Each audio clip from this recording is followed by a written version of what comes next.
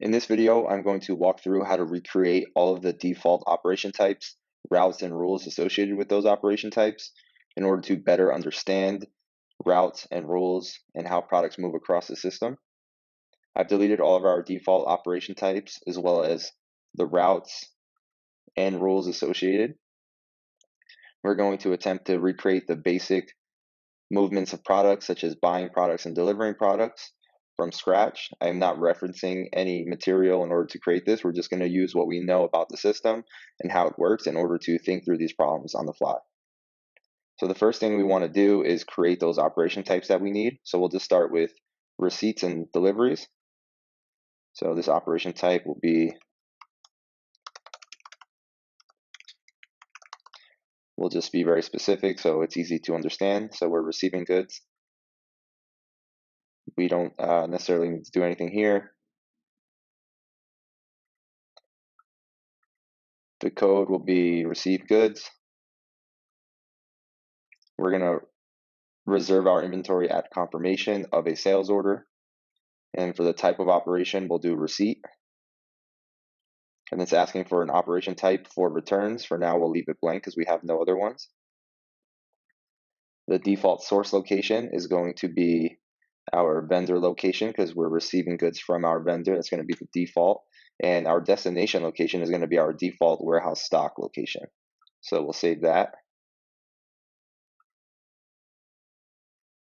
And if we look at our sequence, the system created a custom sequence for us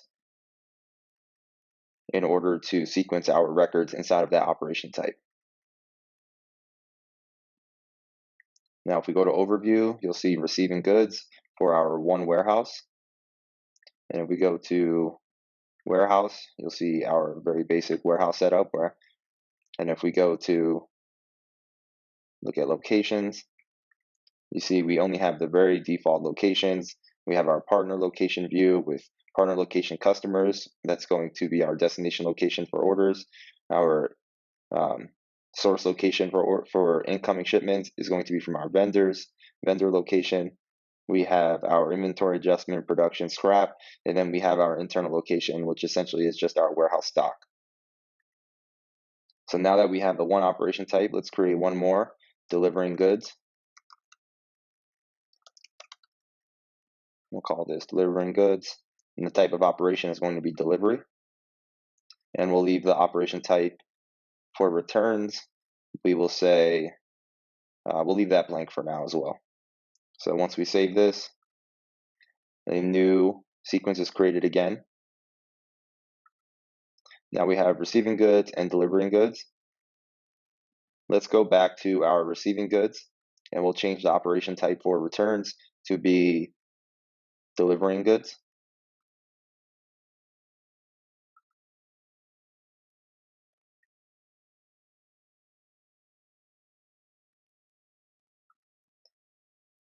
So now we have both of our operation types. Now what we need to do, we'll focus first on buying inventory, so receiving goods.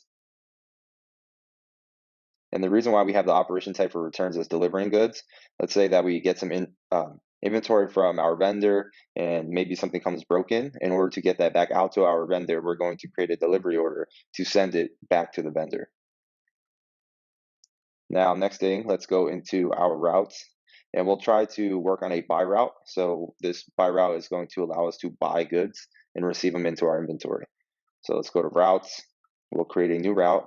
Let's call this buy inventory or buy goods. Let's keep it consistent. We'll deselect all of this for now, and we'll work on our rules. So what we need to do here is think about how inventory comes into our system. So we know that our destination location for our goods is going to be our warehouse stock.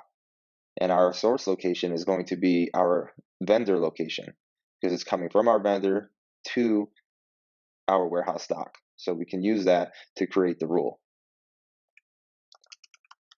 We'll say buy goods, and we'll say vendor to warehouse stock. So the action here is going to be a buy action. So we're going to buy inventory. The operation type is going to be receiving goods. And you'll see that the default destination location here is warehouse stock. course, we can create multiple different destination locations and change this, but we'll leave it here as the default warehouse stock. And then we have the applicability to a particular warehouse. We're going to leave that blank. So if we have multiple warehouses, we can use this. We're going to cancel the next move. And we'll save and close that. So let's save this. And now let's think about what we want to apply this to. So we can apply this route to the warehouse. So anything moving through the warehouse is going, our default warehouse here is going to take this route. We can apply it to particular products. We can apply it to sales order lines if we want, or product categories or packagings. So let's just leave it as products and warehouse. So now we know that we are going to buy goods and we can apply that to our products. So now if we go to a product, we have product 1 here, and if we go to inventory, we can select the route buy goods. So we'll edit and we'll select this route buy goods.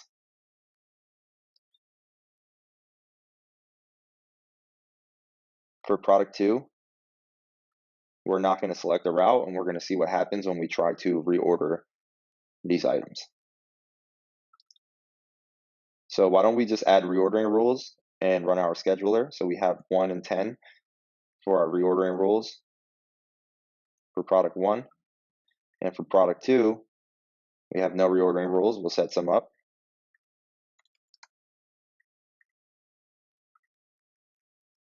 Now, right now, we're telling the system that we want to have 10 products of product 1 and 20 products of product 2 in our inventory. When it falls below a certain threshold, we want to reorder. And in order to reorder, we're going to use that buy route that we created. We selected the buy route on product 1, and we did not select the buy route on product 2. So let's go ahead and go to operations, run scheduler. Before we do that, let's just make sure we don't have any pending purchase orders. Nope, we're all good. So we'll go back to inventory and run our scheduler.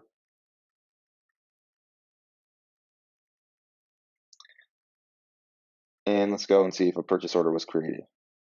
So you can see a purchase order was created. And we have both of our products on here. And the reason why we have both of our products is we set the applicability or the warehouse rules for that particular route to apply to anything in our warehouse, as well as any product that we selected or any route that we selected on the product. So by default, in product 1, we have buy goods selected. So the system knows we're going to use this route. But for product 2, we have no route selected for buy goods. So it goes and looks at our routes and says, all right, what are the buy routes that we have? And is this applicable in any way to this product? And it is, because this product has a reordering rule for our warehouse stock. And that reordering rule applies or is applicable to our warehouse 1 or our default warehouse. Therefore, it triggers the same rule that we selected, which is buy goods, for the entire warehouse of products. So now we can confirm that purchase order.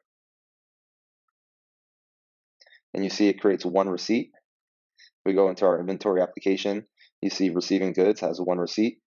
And you'll see that reference. This is the sequence that was created. Warehouse / receive goods / 0001, coming from our partner location vendor to our warehouse stock. And we can validate and receive those goods. Now, if we go to products, you see that we have 10 units and 20 units. So we successfully recreated the buy route from scratch. Now let's work on how we can sell these goods. So let's go to routes again. We'll do sell goods. And now what we want to think about is how this product gets to our customer. So we know that the destination location is going to be our customer location, and we need the items from our warehouse stock location. So when a product is needed in our destination location, we're going to pull it from our stock. So we can go ahead and create that. We're going to say sell goods, warehouse stock to customer. And the action here is going to be a pull because we're going to pull it from warehouse stock from our customer location. So the operation type here is going to be delivering goods. And we're going to say our source location is our warehouse stock, and our destination location is our partner location / customer. And our supply method is take from stock.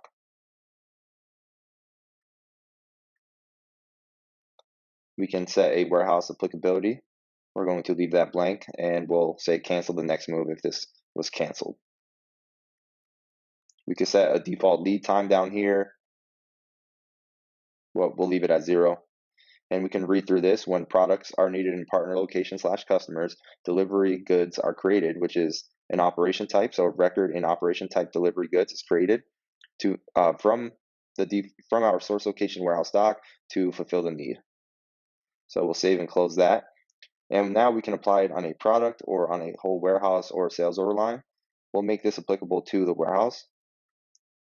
So we'll say any products that we're going to sell from our warehouse use this route.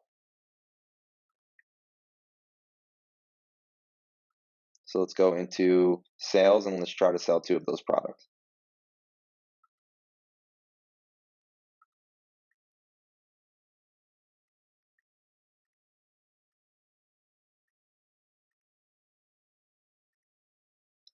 Now we'll confirm this.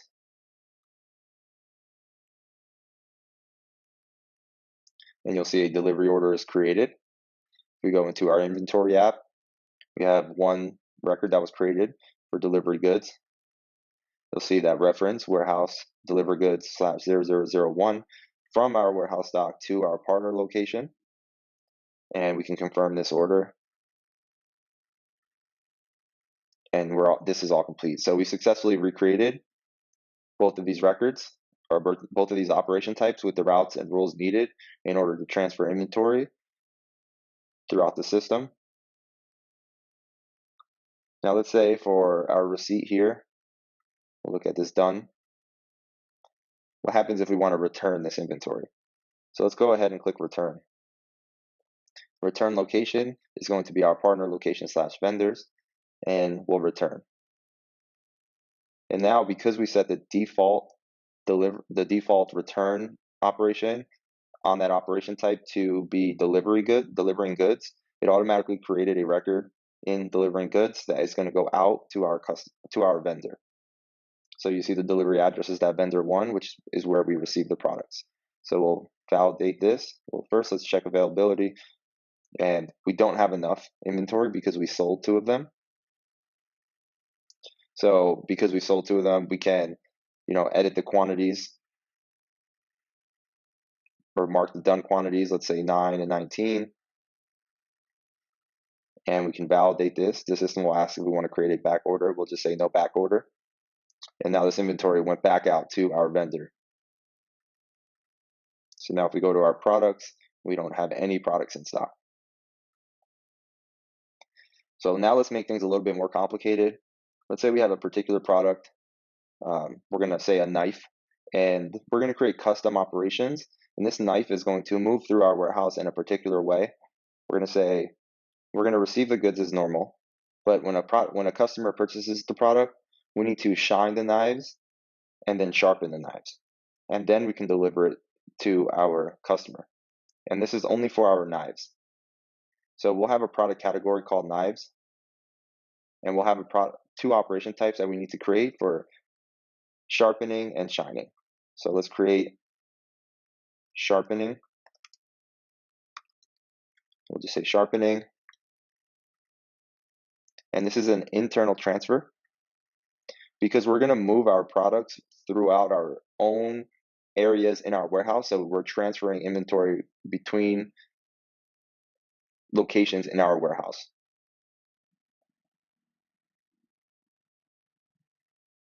So the code here will just say sharp.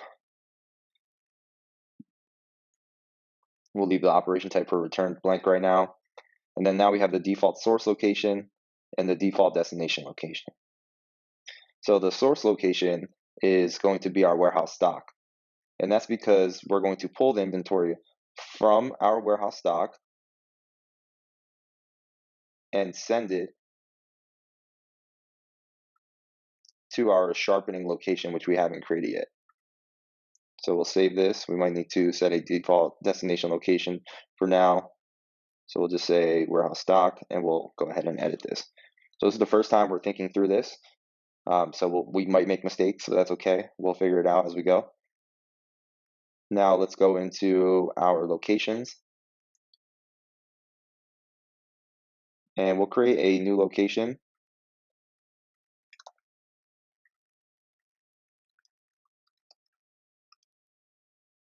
We'll say sharpening. It's going to be an internal location. And we'll create another one, shine. We actually might want to have this as a warehouse stock location, as well as this one here. Oh.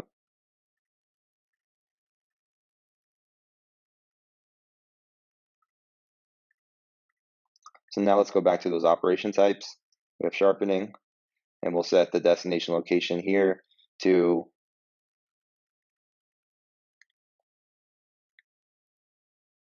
sharpening.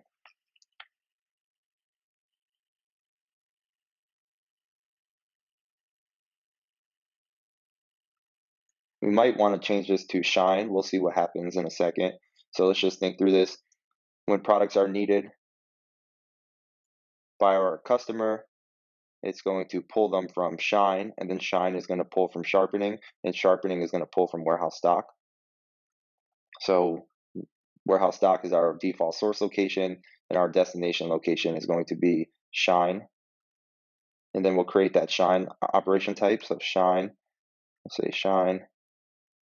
Type of operation is an internal transfer. So default source location is going to be from our sharpening location, and the default destination location is going to be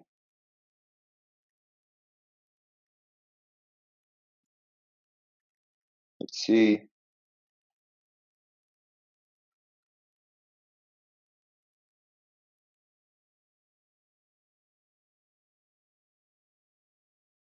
We're going to say we'll send it to warehouse shine.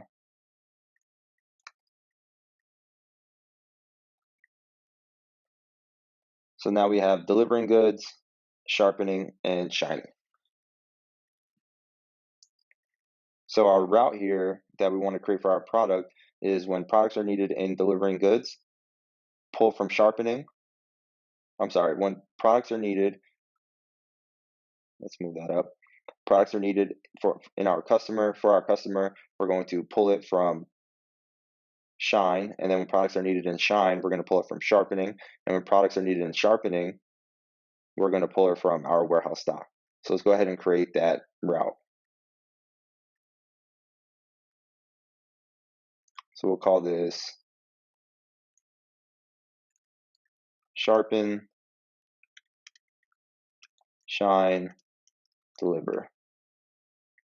And we're going to apply this to particular products only.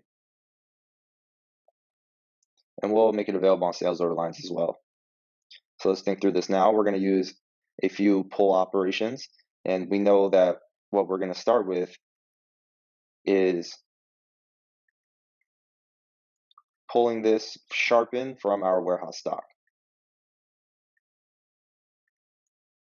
So operation type, sharpening, and our source location is going to be warehouse stock, and our destination location is going to be warehouse stock shine.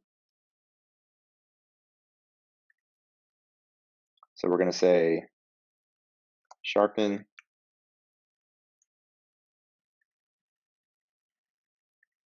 and now we're going to do shine. We'll pull from operation type. It's going to be shine.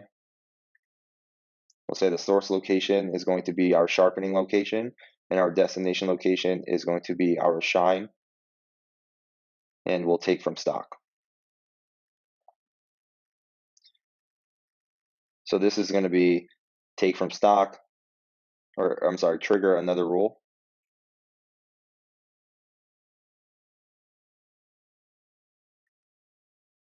And lastly, we have deliver to,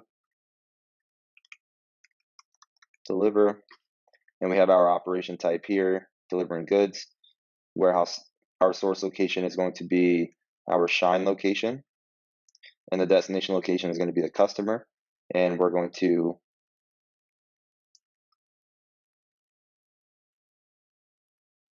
take from stock, if not, trigger another rule. And we'll see how this works. We might need to adjust. So we're saying when products are needed in our customer, delivery goods are created from warehouse stock shine to fulfill the need. If the products are not available in warehouse stock shine, a rule will be triggered to bring the products into this location, which in turn is going to trigger this warehouse sharpening.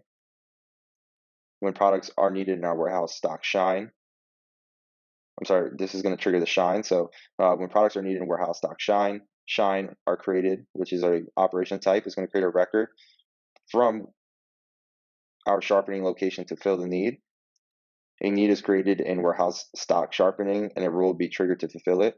So in order to fulfill our sharpening, it's going to trigger this location here, or this one right here. So this should be warehouse stock to sharpening, sharpening to shine, shine to customer. So we'll adjust this destination location to be sharpening. When products are needed in warehouse stock sharpening, sharpenings are created from warehouse stock to fulfill the need.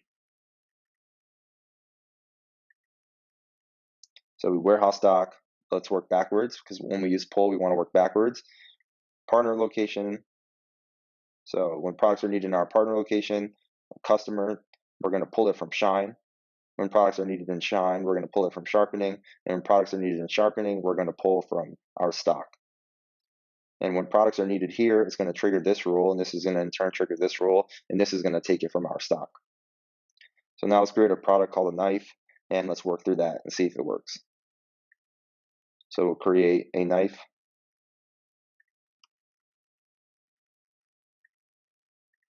We'll add a vendor, vendor 1, and we'll say we buy these for 10 bucks. And under inventory, we're going to select this sharpen, shine, deliver route. Let's save. And let's purchase some of these products. So we can purchase some, update them manually. Let's just go in our purchase order or create a purchase order for those products.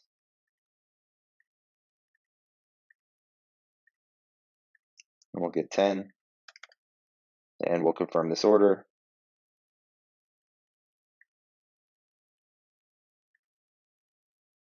We'll validate we received all those in. And now let's attempt to sell it and see if it creates 3 different deliveries. So first, let's go to inventory. We see our deliver goods, shine, and sharpening. What should happen is 1 delivery or 1 record in each of these should be created. And if not, we'll adjust our routes as needed. So we're going to sell the knife. And because we made that applicable to sales order lines, we can select it here. But because it's on the product, there's no need to select it here. So we're going to sell 1, and we'll confirm. And as you see, 3 deliveries were created. We go to inventory. You have 1 sharpening to process, so we're going to sharpen it first. We're going to come in here, sharpen up, validate that we sharpened it, go back. We see now that we have 1 shine operation ready to perform, so now we're going to shine. Say that we did the shining, and now we're ready to send that to the customer. And you see that source location is sales order number 6, and we'll send that off to the customer. Now that inventory is out of our system, and we work through the entire flow. So this is how we can create our own custom routes, our own custom operation types, and recreate everything that the system is doing that usually is created for us. We can do that from scratch. And it's really important to understand these routes and rules to best leverage them. When you have very complicated workflows where products take particular paths throughout your system, and you might have different paths depending on the product, it's really important that you can fundamentally understand the entire process that takes place.